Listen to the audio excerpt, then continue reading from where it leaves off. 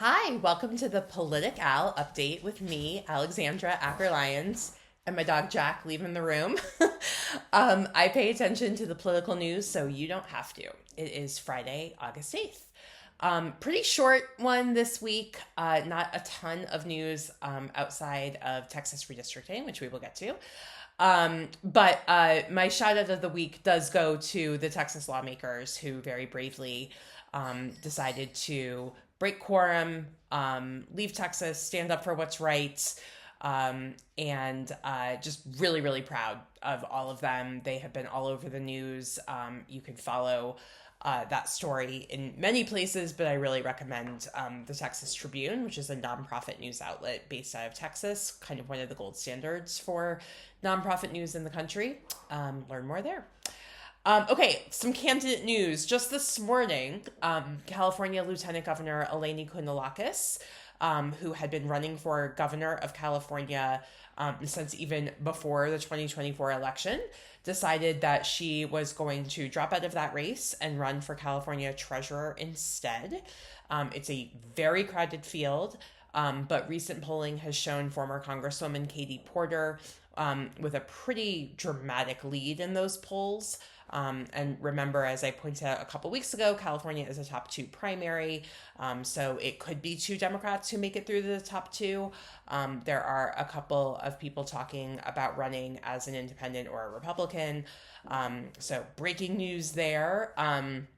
And as I've mentioned, I love Katie Porter, and I think that this is exciting. There are several other women also running in that race, so stay tuned. Hopefully we'll get two women to the top two and get California its first female governor.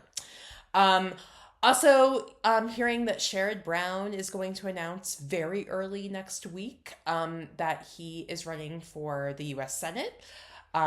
There is still some chatter that it might be that he's running for governor, but nonetheless, I love Sherrod, and this is big news, especially if he is able to run for Senate and put that race on the map. And then finally, Iowa Senate, we got yet another candidate, Jackie Norris, who is a longtime Iowa Politico, whose name I've known since 2004 when her husband helped run John Kerry's Iowa caucus operation. So thrilled to have an amazing woman running in that race. And we have now a 5-way primary in Iowa. So much for Democrats being dead in that state. And this is Banana, the other dog. I did not shut my door, apparently. In other political news, obviously, as I mentioned, the Texas redistricting story has really been dominating. The Texas Republicans have just gone off the deep end. Everyone from Governor Abbott on down. We will see how all of this plays out. Governor Abbott has said he will continue to call special sessions, and obviously these legislators have jobs and lives and families that they need to get back to. But we're hoping that states like California moving forward might try to stem the tide, although just yesterday, Ron DeSantis in Florida said that they will start to move forward with redistricting, and Florida can probably squeeze another 3 or 4 seats out of there. So this is a story of good government folks versus Democrats who are saying we are not in a normal moment, and I fall into this camp. I'm very much for all kinds of political reforms, but we cannot unilaterally disarm in this moment when they are coming after the very heart of our democracy. And we have to do everything we can to fight back, and hopefully by fighting back we will help stem the tide and not have a redistricting arms race at all. But given the way things are going, I think it will continue. The top place where you can give if you want to help these legislators is the Texas Justice Fund, and I will put their website in the notes. All of the groups are very well coordinated around this effort. Note that this is not a 501c3 effort. It is explicitly political. They need political money for these fights. Down the road when there is litigation, maybe we can use some C3 dollars then.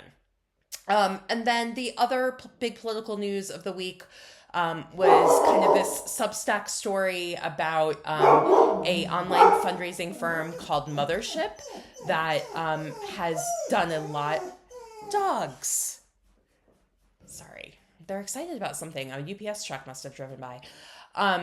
This firm called Mothership that has made tons and tons of money off of all of these horrible spam texts that we hate to receive. They also fundraise for some wonderful legitimate organizations like End Citizens United. But this week, ActBlue also put out some new guidelines about how they are going to better regulate so-called spam packs who are claiming to raise money on behalf of candidates or causes and are really just kind of like pocketing it and giving it to themselves or to their consultants, and often they are their consultants. So really glad that more light is being called to this huge problem, because they think it is a real deterrent for people giving. They don't want to be on a list. It's kind of like once you're on one list, you're on all of them, so it doesn't really matter. But I will put that in the notes as well. And then Micah Sifry did a great analysis on his Substack about all of this as well. So lots of fun, reading for the weekend about digital fundraising. As always, waves start with a ripple. Go do what you can, and we'll have more next week.